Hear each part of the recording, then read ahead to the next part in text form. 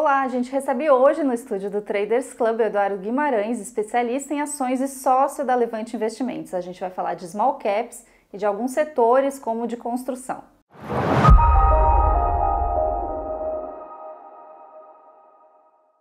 Eduardo, obrigada pela tua presença aqui com a gente. Para começar, eu queria que tu se apresentasse para o público, contasse um pouquinho da tua trajetória até chegar na Levante.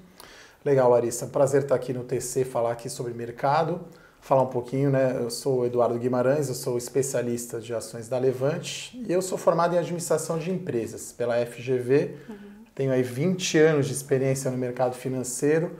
Somente em análise de ações já são 12 anos só analisando empresas na Bolsa de Valores. E passei por bancos de investimento, nacional, internacional, fundos de investimento também, buy side, mas a maior parte foi equity research, análise de ações. Eduardo, eu queria que você contasse um pouquinho da história da Levante, quando, como nasceu, como que vocês estão estruturados hoje.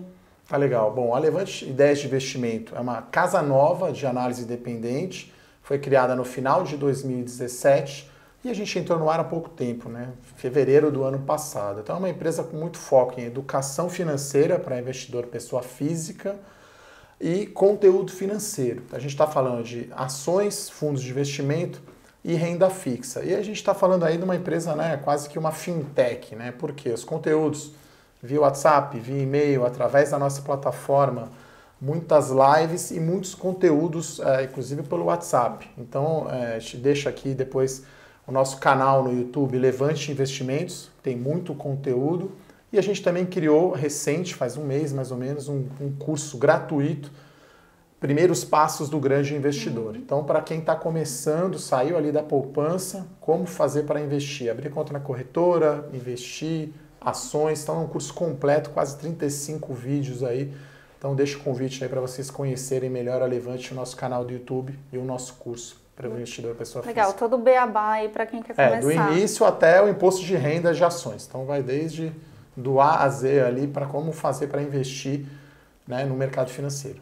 Vamos falar um pouquinho de mercado. A gente está num ano aí dominado pelo cenário político e do lado econômico a gente tem constantes revisões do PIB para baixo, né? Semana após semana o Boletim Focus aí revisa para baixo projeção de PIB.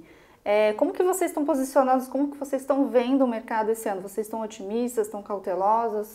Olha, no geral eu diria que a gente está mais otimista, né? Eu gosto de lembrar sempre que a gente está agora numa virada de ciclo econômico, né? Não faz muito tempo, 2015 e 2016, o PIB caiu 3,5% ao ano. Então a gente está falando de uma economia que está saindo de -7% e que talvez se esse ano crescer 1%, que parece que é o que vai acontecer, vai crescer 6% em 17, 18, 19 e 20. Então a gente sai de -7% para +6%. É claro que talvez frustre um pouco a expectativa do mercado. A gente começou com um crescimento de PIB de 2% ao ano, está sendo revisado para baixo, o Fox já está em 1,45%, Banco Itaú revisou faz pouco tempo para 1%. Mas eu acho que 2% talvez fosse uma expectativa muito otimista, mas o importante é a virada do ciclo econômico. Então, claro que o nosso otimismo está totalmente ligado com a aprovação da reforma da Previdência, né? Na visão da Levante, da casa, a reforma é sim aprovada esse ano. Aí, claro, a gente precisa saber qual vai ser o montante, né, do benefício. O mercado trabalha com 600 a 800 bilhões de reais. Acho que essa é a faixa. E esse é o começo aí do Brasil voltar aos eixos, né, a virada do ciclo econômico. Acho que isso até já se refletiu no lucro das empresas. Muitas empresas já com lucro muito melhor. Fora essa questão interna, a gente tem externamente um monte de coisa acontecendo, especialmente a disputa entre Estados Unidos e China, né? Do que está acontecendo no exterior, o que você acha que é mais importante para o investidor local aqui ficar de olho, o que pode respingar mais para a gente? Bom, acho que são dois fatores principais para a gente olhar no cenário internacional. Então a gente tem, obviamente, guerra comercial Estados Unidos e China, né? Qualquer tweet lá do Trump sobre isso causa um impacto muito grande no mercado, né? Uma coisa é a negociação entre os chineses e os americanos, outra coisa é efetivamente uma guerra comercial que não vai trazer nenhum benefício para a economia mundial, né? Muito se fala da desaceleração das economias, tanto americana quanto chinesa, mas os números são muito fortes ainda. A economia americana cresceu 3,2% no primeiro tri e a economia chinesa crescendo 6,6%. Então, esse é um principal fator para ser olhado. Eu acho que é mais fanfarronice, vamos chamar assim, do Trump, Não acho que ele vai chegar às vias de fato de desacelerar o PIB americano. Você acha que ele está jogando para a torcida um pouco? Eu acho que ele está querendo negociar, apertar lá os chineses, jogar um pouco para a torcida. Ele gosta de falar no Twitter, de ser fanfarrão, mas se começar a cair muito o PIB americano, vai afetar a reeleição dele. Então, acho que isso é limitado e, claro, de tempo em tempo isso aparece mais. Acho que no começo do ano estava mais de lado a questão da guerra comercial e agora está mais forte. Então, mas é um risco grande, né? Se as economias realmente forem brigar nas tarifas, perde-perde, né? A economia chinesa, e aí o Brasil, os países emergentes vão sofrer muito, né? Se a China comprar menos commodities do mundo, é pior para o mundo, né? Então, sim, pior para todo mundo, principalmente isso afeta, né? Isso seria aí um vento contrário aqui para o clima da economia brasileira. Esse é o primeiro fator. O segundo é a política monetária do Fed, o Banco Central americano, né? Então, as últimas reuniões foram bem claras que o juro não deve subir, então isso dá uma certa calma. Agora, o Fed disse que está olhando mais inflação do que PIB. Então, sempre que tem reunião do Fed, o número de inflação e de PIB é um certo estresse e sempre isso afeta muito o mercado emergente e o Brasil, né, como consequência. Acho que esses dois riscos estão ali, são nuvens, mas não é uma tempestade que eu acho que vai afetar o país em 2019. Eu acho que a tendência é que fique sem novidades, né? Sem subir o juro e sem ter a tal guerra comercial. Né? A guerra comercial poderia afetar as economias chinesas e americanas. Né? Se o crescimento continuar forte, que é o que a gente acredita, né? Tanto da economia chinesa quanto americana, é bom para o Brasil. Né? Não tendo mudança, né? Não tendo vento contrário, a gente vai ter uma dinâmica própria aqui de recuperação da economia, como eu falei, né? De sair de -7 para +6, e a tal reforma da Previdência, assim esperamos, aprovada. Vai ser um ano de bastante volatilidade, né? A gente deve esperar isso para os próximos meses aí. Tem alguma forma do investidor se proteger? Tem papéis que ele deve olhar que tragam mais proteção para ele? Bom, quando a gente está falando de ações, né, de renda variável, a gente olha muito o beta, né, e o risco de cada setor, né? A gente começa olhando os setores. Então, ações que pagam dividendos... O que é o beta? Explica pra gente. O beta, né, para o pessoal aí que está assistindo, é a correlação, né? Quanto sobe ou cai a bolsa, quanto impacta as ações. Então, um beta de 2, por exemplo, quando a bolsa sobe 2, a ação vai subir 4. E quando cai 2, a ação cai 4. Já no setor elétrico tem um beta, por exemplo, de meio. Então, se a bolsa vai muito bem, subindo 2, a ação vai subir 1, e assim quando cai também ela cai menos. Então o beta mais baixo ele vai oscilar menos. E aí, assim, é só olhar esse ano, né? O IDIV, que é o índice de dividendos, está ganhando do Ibovespa. Né? Fazendo uma retrospectiva, janeiro o Ibovespa subiu 10%, depois de fevereiro para cá foi de lado caindo. Então, o IDIV está ganhando do Ibov, está ganhando de lavada, né? Está ganhando bem mais do que o Ibovespa, porque as companhias geram lucro e você recebe renda. Então é um jeito de você ter menos volatilidade na sua carteira de ações.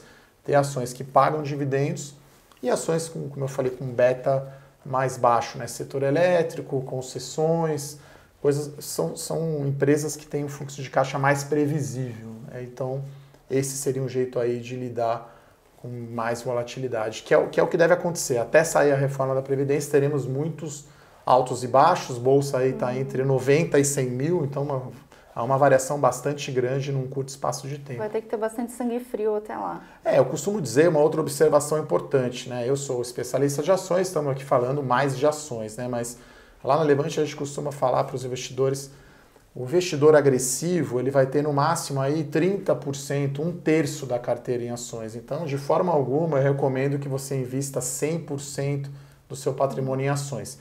Mesmo ações de dividendos, beta mais baixo, ações têm muito mais risco. Então, é muito importante ter renda fixa, ter CDI, ter tesouro direto. Então, para você que é agressivo, que tolera mais risco, 30% já é uma exposição bastante grande em renda variável. Você falou aí do setor elétrico, eu queria falar um pouco de construtoras e shoppings, né? São setores que sofreram bastante na última recessão, tocaram fundo do poço, depois começaram a ensaiar uma retomada do ano passado para cá, beneficiados aí também por juro baixo. Eu, no início do ano, falei com muitos analistas, eles falavam, São setores que tendem a ser muito beneficiados com a retomada da economia, etc e tal, mas a retomada ainda está meio, né, tá meio patinando. Então eu queria saber a tua opinião sobre esses setores, que papéis são mais interessantes em cada um deles. Legal, Larissa. Esse setor, eu vou dividir ele em 3 pedaços, né? Tem um pedaço que é shopping center, que é um pouco mais relacionado a varejo, que é um pouco mais previsível e que sofreu muito, principalmente no ano passado, perdão, com a greve dos caminhoneiros e até a Copa do Mundo, que diminuiu o fluxo dos shoppings. Tem as empresas de propriedades, de prédios comerciais, e temos as construtoras, né, as incorporadoras imobiliárias. Então, para esse setor das construtoras, acho que existe uma correlação muito grande. Sempre que o juro está baixo, é bom para esse setor. Juro alto é ruim. Então, até foi um artigo que eu escrevi, né, o fim da cultura do CDI. Quer dizer, a gente está indo aí para o 2º ano consecutivo com o Selic a 6,5. Né? Não à toa, temos agora 1 milhão de CPFs na Bolsa de Valores, captação de fundos de ação crescendo. Então, acho que o brasileiro agora, né, caiu na real, que não tem mais alto rendimento, baixo risco e liquidez. Vai ter que correr um pouco mais de risco. Né? Então, está entrando mais em ações arriscadas. E eu acho que agora o momento é muito bom para o setor das construtoras, né? Começando com as construtoras, principalmente as voltadas à média e alta renda. Porque na crise, as construtoras que foram bem foram só as construtoras de baixa renda, mais voltadas ao Minha Casa Minha Vida. Estou falando de MRV, de direcional e de tenda. Esses foram os papéis que tiveram bom desempenho. Eu acho que agora o momento chegou para as empresas de média e alta renda.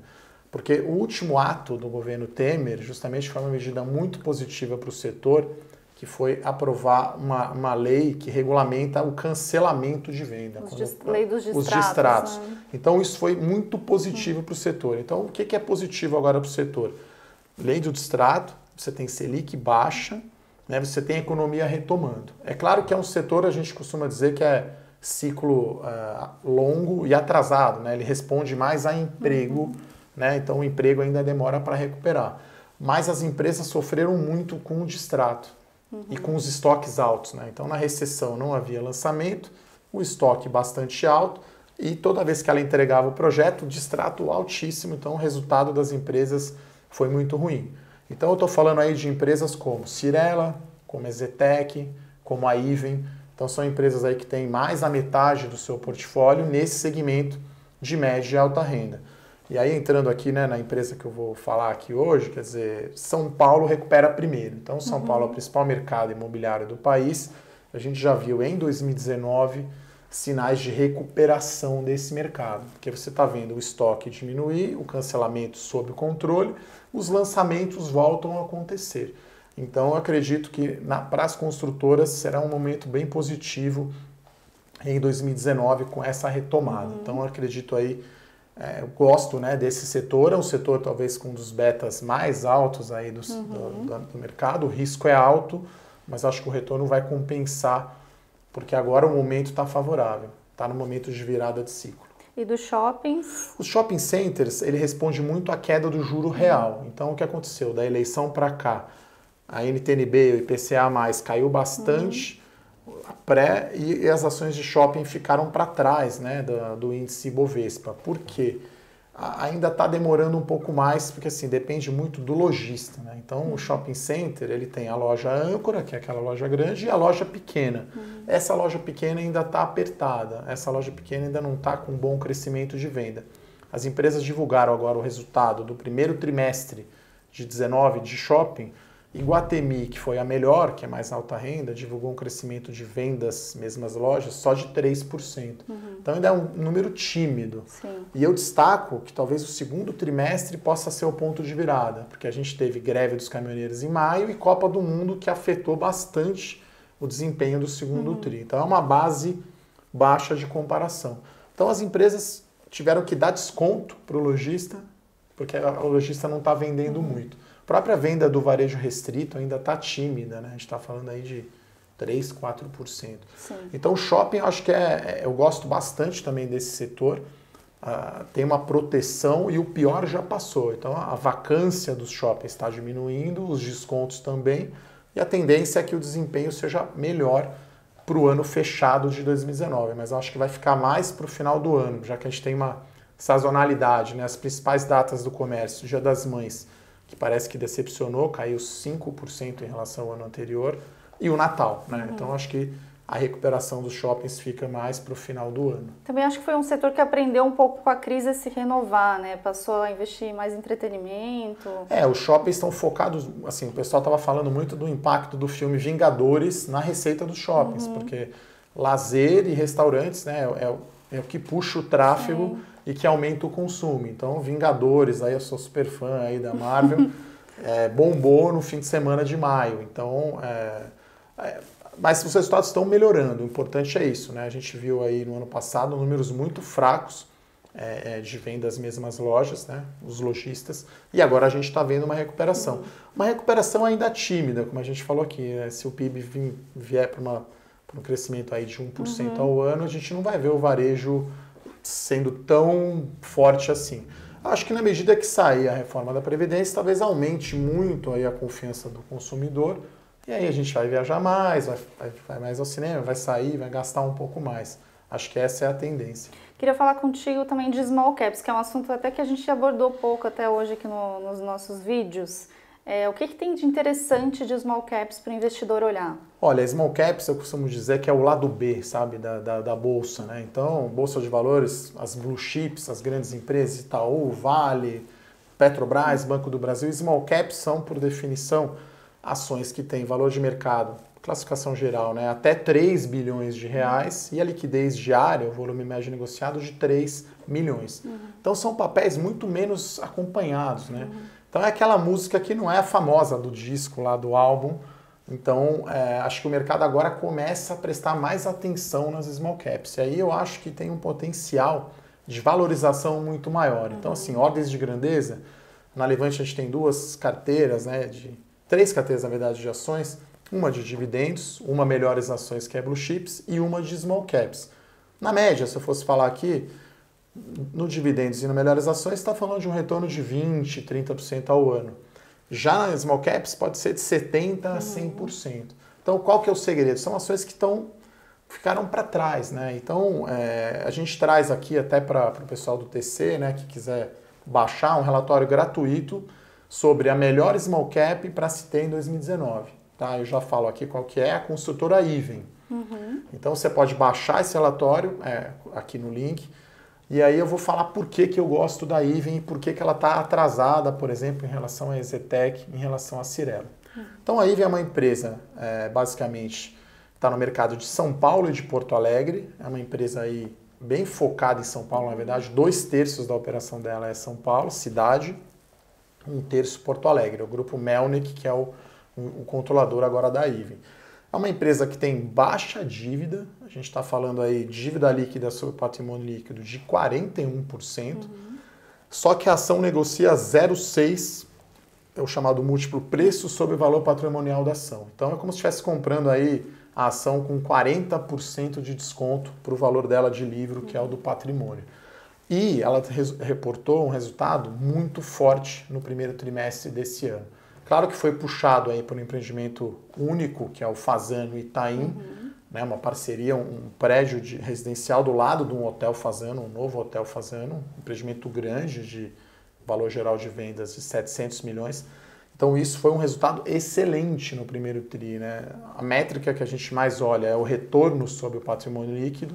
E nesse primeiro tri, a Even divulgou um retorno anualizado de 12%. Então era uma empresa que vinha reportando prejuízos, porque ela não lançava e não tinha venda, e agora puxada não só por esse lançamento do Fazano, mas vários lançamentos. Então o mercado de São Paulo está extremamente forte, então a companhia vai crescer receita, vai crescer lucro, né, resultado, e ela está com baixa dívida, super saudável, só que o mercado dá menos bola, né, porque assim, anda primeiro a EZTEC, que negocia quase 1,5 vezes esse múltiplo que eu falei, preço sobre valor patrimonial. Cyrela, que é do índice Bovespa, que é uma blue chip, portanto, né? Então, small caps geralmente não estão nem no Ibovespa, nem no IBX50, às vezes nem no IBX100. Tem um indicador que é o SMLL, que é o índice de small caps.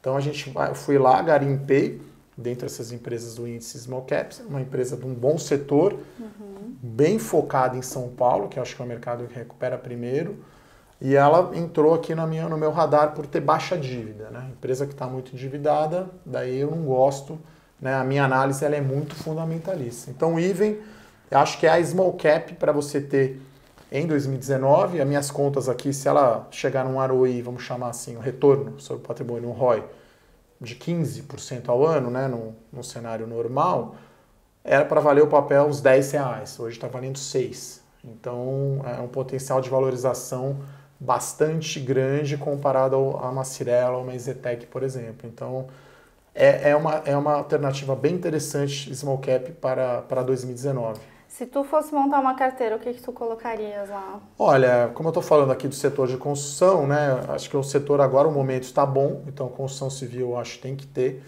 como eu disse, mais voltado ao segmento de média e alta renda. Acho que shopping centers também é muito bom.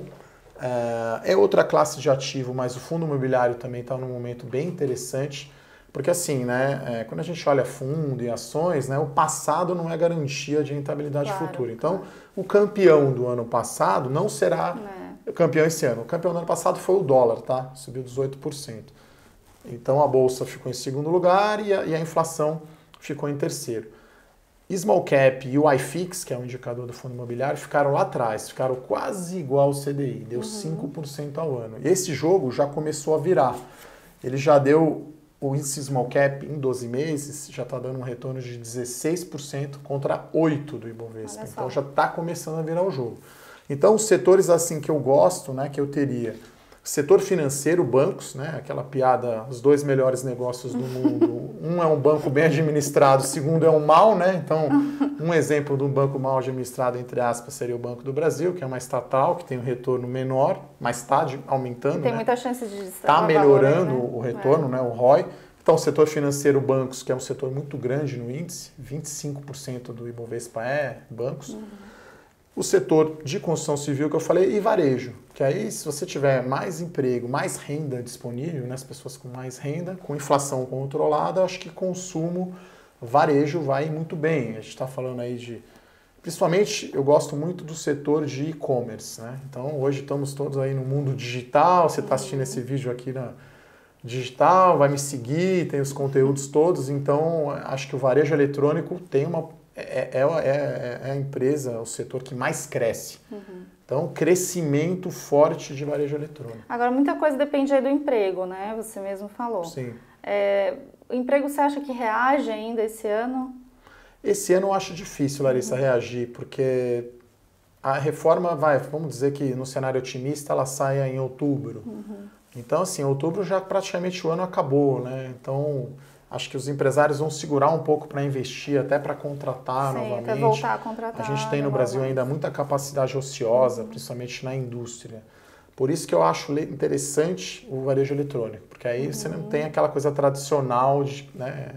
Tudo é escalável, né? Sim. Então o emprego eu acho que demora um pouco para reagir. Então, como eu falei no início, pode ser que o PIB fique mais perto ali de 1,2, entre 1 e 1,2, do que esse 1,45 no Focus. Agora, como eu disse, vou ter muitas idas e vindas à Previdência, né? Se sai, né? Vamos aqui falar uma coisa mais otimista, passar uma mensagem mais otimista, passa na Câmara dos Deputados a primeira etapa da reforma antes do recesso em julho, aí é outra história. Aí o segundo semestre pode ser bem acelerado, né? Porque a hora que passa na Câmara, acho que tira um peso e aí há uma, não vou dizer euforia, mas há uma animação maior do mercado. Você falou de vários setores, elétrico, construtoras, bancos, shoppings. Tem algum setor que é melhor ficar de fora para um investidor talvez um pouco mais conservador?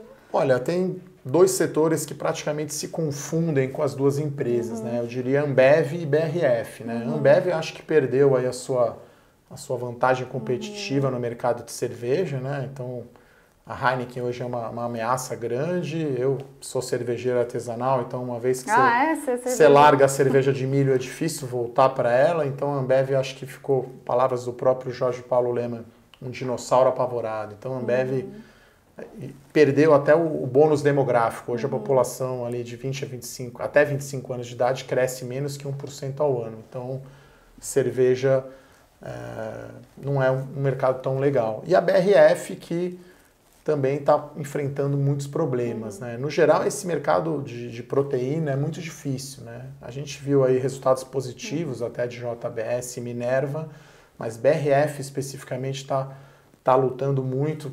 Então são dois setores aí, né? Bebidas e alimentos que eu ficaria fora, e as empresas que foram as grandes empresas, né? Sim, com marcas Sadia e Perdigão fortíssima, Skol, Brahma, nem se fala, então marcas fortíssimas que perderam importância, né? Eu olho muito também a questão qualitativa na minha análise de vantagem competitiva, né? O fosso do castelo, como diz o Warren Buffett. Então, essas empresas perderam, o fosso dela ficou com menos crocodilos e mais raso. O concorrente Seara avançou muito em cima de BRF e a Heineken muito em cima da Ambev. Esses setores eu não teria na carteira. Você tem algum call contrário do mercado? Alguma ação que acham mico, mas que você gosta? Alguma coisa assim? Olha, eu não diria mico, mas o call contrário que eu diria foi a Centauro, né? A Centauro fez o IPO recentemente. Acho que das casas de análise independente, tenho certeza, a Levante, foi o único que recomendei a compra, né? Investir no IPO da Centauro. Então a Centauro até divulgou um bom resultado do primeiro trimestre. Então, acredito muito no crescimento do varejo eletrônico. Hoje a companhia, 18% da receita dela é venda online.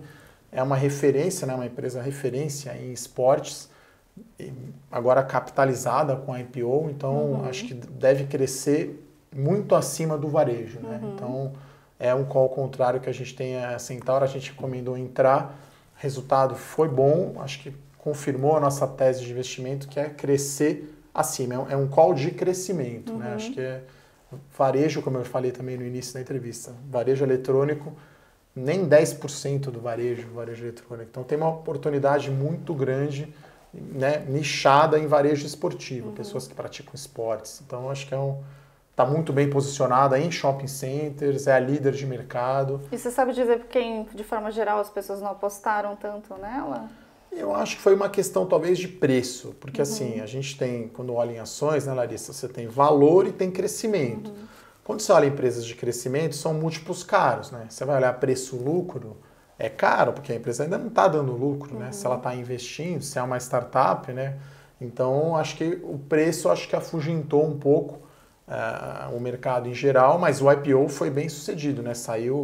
Houve até o lote suplementar, né? Geralmente você tem só a emissão básica, houve 15% a mais na emissão de ações da Centauro. Então foi um IPO bem sucedido, só para falar que a Vamos, né, que é a empresa da JSL, não saiu, né? O Vamos foi, no caso não Vamos, aí é aquela piada fraca, mas então por quê? O preço era caro e o mercado achou que o crescimento não compensava.